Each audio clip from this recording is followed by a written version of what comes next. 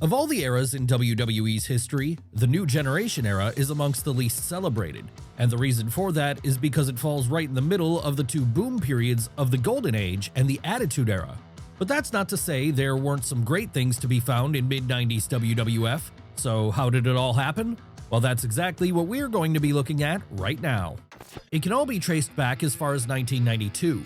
That was the year when Hulk Hogan made his full-time exit from WWF after his match against Sid Justice at WrestleMania 8. And it wasn't just the Hulkster who would exit stage right over the course of this calendar year. No, a staggering amount of big names would also part ways with Vince McMahon here, with some of the biggest of these being the Ultimate Warrior, Rowdy Roddy Piper, Jake the Snake Roberts, Sid, the British Bulldog, and the Legion of Doom. Why were so many people leaving back then? Well, a lot of that could be put down to the biggest scandals in the company's history at that time, the steroid trial. Basically, this was a trial in which Vince McMahon was being charged with overseeing his roster's use of steroids throughout the 80s and into the 90s. So obviously then, with this being such a big news story at the time, it brought a lot of negative PR down on the WWF. And it contributed towards business starting to fall for the first time since the early 80s, as many parents no longer wanted their kids watching the show. But even if those kids had been allowed to keep watching, a good percentage would have probably stopped anyway, because with so many of the big names quitting on account of them no longer being able to maintain their larger-than-life physiques, lest they be busted for steroid use, it meant the rosters suddenly looked pretty threadbare. How would Vince McMahon fight back against this fall in the public interest of his product? Well, after he was acquitted by the courts when it could not be proven that he'd personally given PEDs to his wrestlers, he at first tried to simply recreate the Hogan era with whoever he had left, the most physically impressive of which was Lex Luger. And when the Lex Express run flopped spectacularly, he'd be left with no choice but to entirely rethink the way he'd been presenting wrestling up until then. Yes, if pretty much all of the big muscle men of the 80s were now gone, and if all the new body guys the boss were trying to push weren't getting over, then he'd have to start pushing a different type of performer instead. Enter Bret Hart, arguably the best wrestler in the world back in the early 90s. He was someone who had always held a special place in the hearts of a section of the fan base. After all, he offered something different for an audience who were tired of watching the same old copy and paste matches from the likes of Hulk Hogan or the Ultimate Warrior. Really, the Calgary native was less of a live-action superhero and more of a high-level athlete, one who used his supreme in-ring skills to full effect every time he stepped inside of the squared circle, and did so in a way which couldn't help but engage fans. So much of a following had Bret built up by 1992, in fact, it would be in the autumn of that year that Vince McMahon had decided to roll the dice on him by having him beat Ric Flair to become WWF champion for the first time. Sadly though, this run on top did not lead to big box office for the company. So it was then that by the time WrestleMania 9 came around in the spring of 1993, the boss would have convinced Hulk Hogan to come back for another run as the champ instead. How would this run go? Not well, as by that point, even the most ardent of Hulkamaniacs were looking for something fresh. So once the Hulkster exited stage right again at King of the Ring later that year, McMahon went back to the drawing board. And it was here that the failed Lex Luger experiment would take place, something which only further solidified the idea in his mind that he needed to go back to Bret Hart. Sure, he may not have been drawing a lot of money, but what Bret offered was a loyal, if relatively small fan base who would tune in to see him. And as well as that, he could also serve as the poster boy for the rebranding of the entire company. That's right, after finally accepting that the golden era was over, it would be at WrestleMania 10 that in front of a packed Madison Square Garden crowd, Vince put the belt back on the Hitman, with this positioning Bret as the guy going forward. And he wasn't the only relatively new act who would be getting the rocket strapped to him here, as at that same show, Bret's brother Owen would score a pinfall win over the man who would end the evening as champ in what remains to this day one of the best pure wrestling matches in WWE history. Then of course there was Shawn Michaels and Razor Ramon, two people who arguably stole the show right out from under the Hart brothers at WrestleMania 10 with their iconic ladder match. Yes, the message coming out of the showcase of the Immortals that year was clear. WWF was embracing a new kind of star, one who was less about glamour muscles and slow, plodding matches, and was instead all about high-level athleticism, the kind of performer who could put on entertaining bell-to-bell action the likes of which had rarely been seen in WWF before, and which was much more akin to the stuff you'd traditionally find in places such as Jim Crockett Promotions. All that was needed at this point then was to give this burgeoning movement a name, with that being something which came not long after as Vince McMahon officially started using the New Generation branding. How would 1994 progress with this new generation era of WWF now established? Well, it certainly gave us some exciting matches on both pay-per-view and the then still new weekly live show, Monday Night Raw. Business would continue to sag overall, as fan interest just wasn't anywhere near the level it had been during the 80s. Why was that?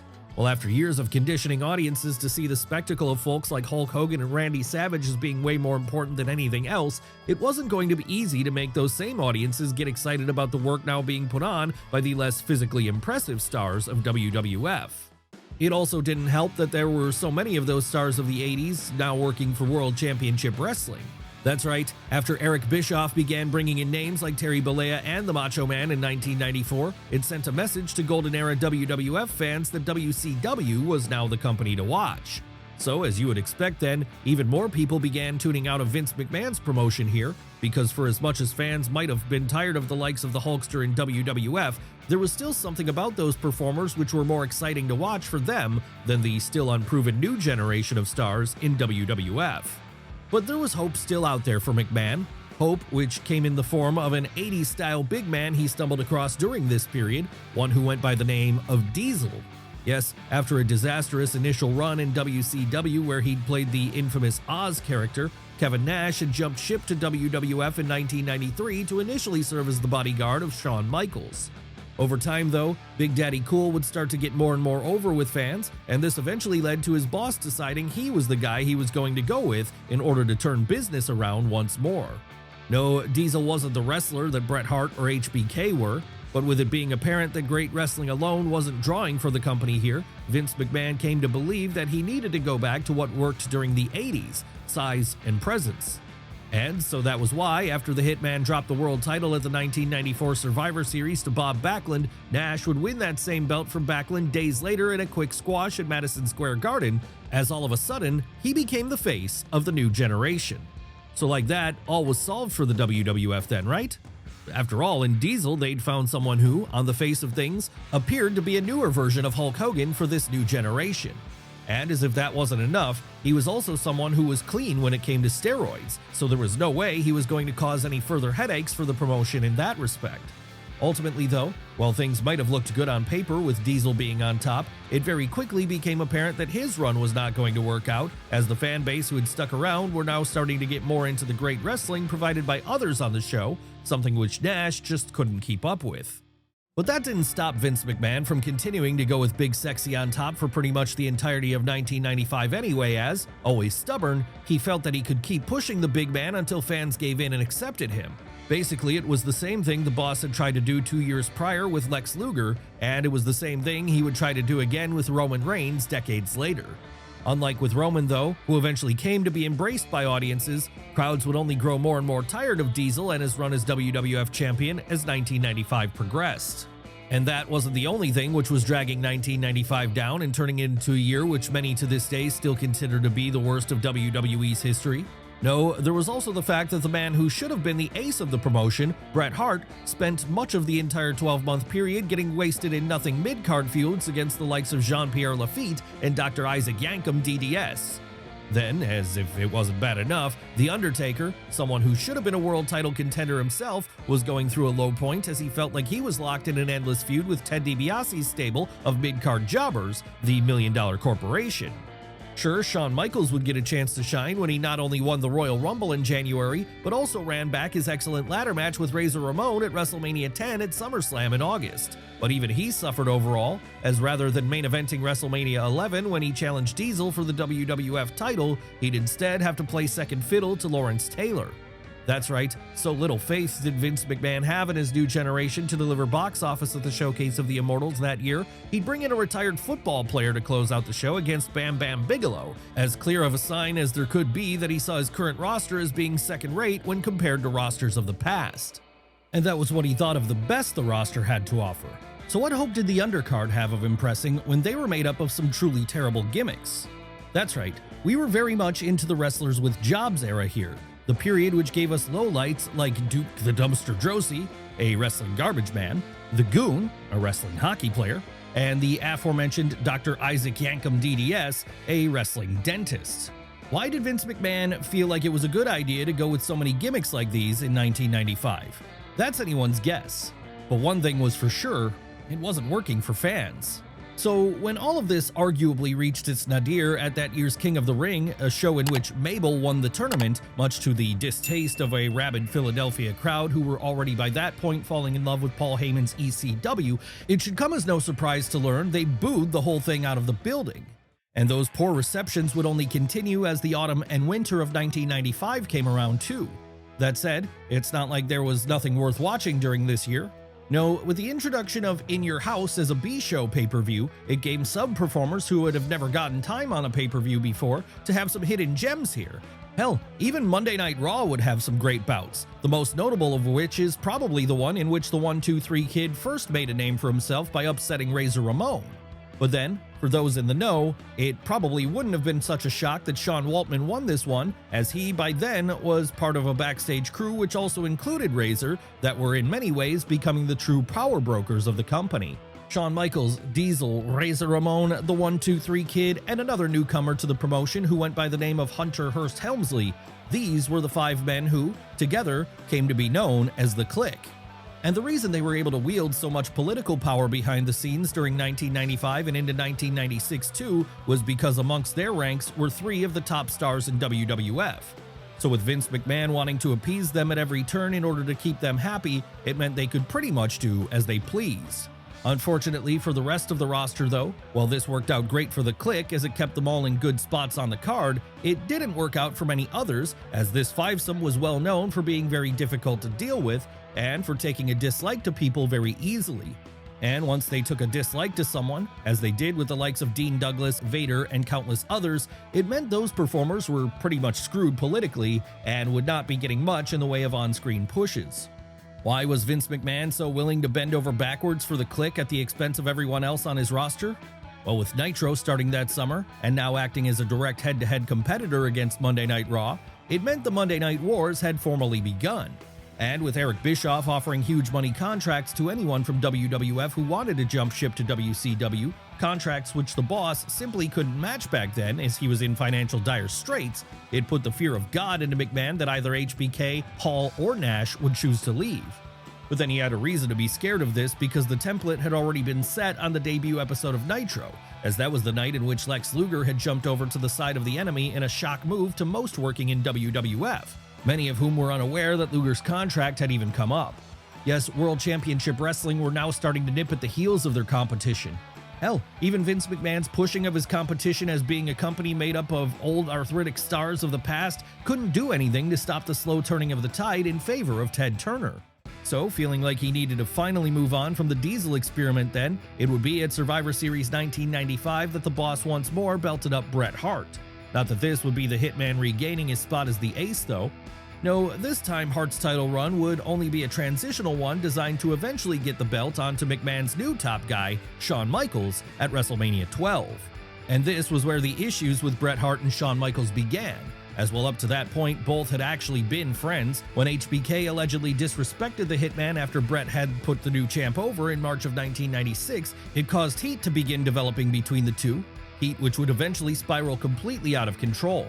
Not that this would be a huge issue yet though, as after losing at WrestleMania 12, Hart would take the majority of 1996 off in order to go film his TV show Lonesome Dove. And while he was gone, Shawn Michaels would fully be solidified as the guy, as between then and November, he'd keep the top prize around his waist. That said, he wouldn't have all of his friends with him this whole time because it would be in the spring of 1996 that Vince McMahon's worst fears were realized, when finally accepting that they were never going to make the kind of money they wanted to make in New Generation era WWF, both Diesel and Razor Ramon accepted a big money contract to go work for WCW. And what's more, pretty much immediately upon arrival there, they'd changed the industry forever with the New World Order angle. The angle which rocketed World Championship Wrestling to the level of #1 promotion in the world, all while making WWF look about as uncool and behind the times as it had ever looked before. Interestingly though, while this was an incredibly dark time for Vince McMahon, it would be within a month of the NWO being created that WWF would find their own savior. They just didn't realize it back when it was happening. Who was this?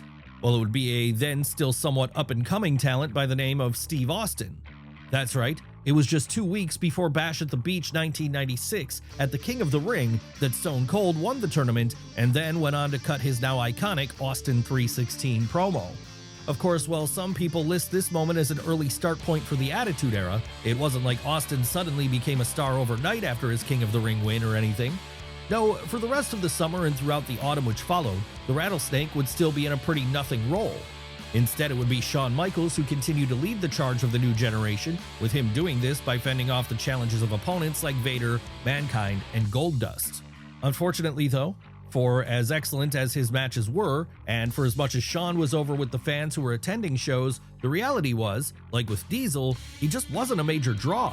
No, as 1996 drew to a close, WWF were still in dire straits both creatively and financially. And with WCW now finding their business to be booming off the backs of the game-changing NWO angle over on the other channel, it meant that once again, a change was going to be needed. And in hindsight, the first step toward that change would happen at Survivor Series in November of this year, as not only would this mark the debut of a young blue chipper called Rocky Maivia, someone who we heard might have gone on to have some success in Hollywood later on down the line, but it would also be the night Steve Austin finally arrived during his fantastic one-on-one bout with Bret Hart. Yes, after months of being gone, the Hitman was back, and now that he was, he would spend the rest of 1996 and the start of 1997 continuing to get the Rattlesnake over with an all-timer of a feud between the pair. A feud so good it would eventually lead to perhaps the greatest WWE match of all time at WrestleMania 13. Not that this was supposed to be the original match that night, however. No, the original plan had been for Bret and Shawn to run it back from WrestleMania 12. But once HBK infamously lost his smile in the lead up to the show and had to vacate the WWF title following an alleged knee injury, it meant plans had to be changed on the fly. And while this was great for Steve Austin in the long run, as the double turn which took place between he and Bret in WrestleMania 19 officially turned him into an anti-hero babyface, it left the Hitman feeling betrayed, as he had hoped that Shawn Michaels would be willing to do the honors for him, just as Hart had done for HBK the year prior. As you would expect then, this only intensified the increasingly bitter feelings between the pair, as when they weren't getting into legitimate fights behind the scenes, they were throwing live rounds at one another on live TV, with the most infamous example of this probably being the time Shawn accused Bret of having an affair with Sunny on an episode of Raw. That's right, there was a constant sense of chaos behind the scenes in WWF during 1997. That said, this would have the unintended effect of creating some truly brilliant television, as the promotion underwent what is arguably their best year ever creatively, one which saw The Undertaker finally get something worthy of his gimmick, as instead of dealing with a cavalcade of bad heel gimmicks, he'd get a lengthy run on top as world champion. And then there was the work of folks such as Sid, Vader, and Hunter Hearst Helmsley too, the latter of whom would start an on-screen alliance with Shawn Michaels here, as the pair became known as D-Generation X. Of course, if this sounds like the start of the Attitude Era had already happened here, then we wouldn't blame you for thinking this way, as while the official WWE line always seems to have been that this era began at WrestleMania 14 with Steve Austin's world title win, there's a solid argument to be made that it was already well underway by 1997, as it was there that we got things like the Three Faces of Foley, the original Hell in a Cell match, and the subsequent Kane debut which came with it. Then, of course, there was Bret Hart's excellent heel run, as for a few months there, the entire company was built around a feud between America and Canada. For the purposes of this video, however, we'll go with the idea that this still technically constituted the New Generation Era. And the reason we're willing to do that is because while things had certainly turned around creatively, it takes a long time to build momentum. And so that meant for the entirety of 1997, Vince McMahon's promotion eked ever closer to going out of business. Hell, at one point, they were outright told by the USA Network that they'd be getting pulled off the airwaves once 1998 began, something which would have been an undeniable death blow to WWE at this point in their history. And as if that weren't bad enough, despite re-signing him to a big money contract the year prior, by the summer of 1997 it became clear to Vince McMahon that he had so little money left he could no longer afford to pay Bret Hart, which was why he gave him his blessing to go negotiate with WCW here. But then something happened. After raising the prices of his B pay-per-views In Your House and finding out that fans were still purchasing the shows in the same numbers, a sudden influx of cash came in and the Hitman could now be paid what he was owed. The only problem with this though was that by then Hart had already made a deal with Eric Bischoff, and because he was still the WWF champion here, it meant he would have to drop that belt before he left. So we came to the Montreal Screwjob, one of the most infamous events in all of wrestling history. Now, the details are way too numerous to go into here, but the short version is that Vince McMahon wanted Bret to drop the belt to Shawn Michaels at that year's Survivor Series before he left. But because Bret had creative control over his character for the last 30 days of his run, he chose to turn this down, as by then, the bitterness between Hart and Michaels had become so intense he didn't want to put him over, especially not in his home country of Canada. How did this situation get resolved then? Well, Vince simply chose to screw Bret when he had the referee call for the bell while the Hitman was locked in a sharpshooter that night, making it look like he'd tapped out even though he hadn't, with the boss's reasoning for this being that he didn't want to risk Hart jumping over to WCW with the world title the next evening, just as Medusa had done with the women's title not too long before. As you would expect then, all of this led to McMahon very much being seen as the villain in the situation, and while this could have been disastrous for WWF, in the end it worked out better than anyone could have hoped, as it led to the birth of Mr. McMahon, a character which to this day many still consider to be the greatest heel in wrestling history. So over would this character be in fact that once he started locking horns with Steve Austin again in early 1998, WWF quickly caught fire, as now with the USA Network happy to keep them on the air in the face of rapidly raising ratings, the company entered a boom period. A boom period which would go on to become known as the Attitude Era. But while it's the Attitude Era which people remember fondly today, we would have never gotten to that point had we not had the New Generation Era there to keep things afloat during a very rough period in the mid-90s. Sure, it might not have been perfect, but in serving as a bridge between two boom periods, it did its job well. So don't let this era be remembered as a failure, because even if it wasn't the best period in WWE's history, the New Generation was still proof positive that the company could weather the worst of storms and come out of the other end stronger than ever.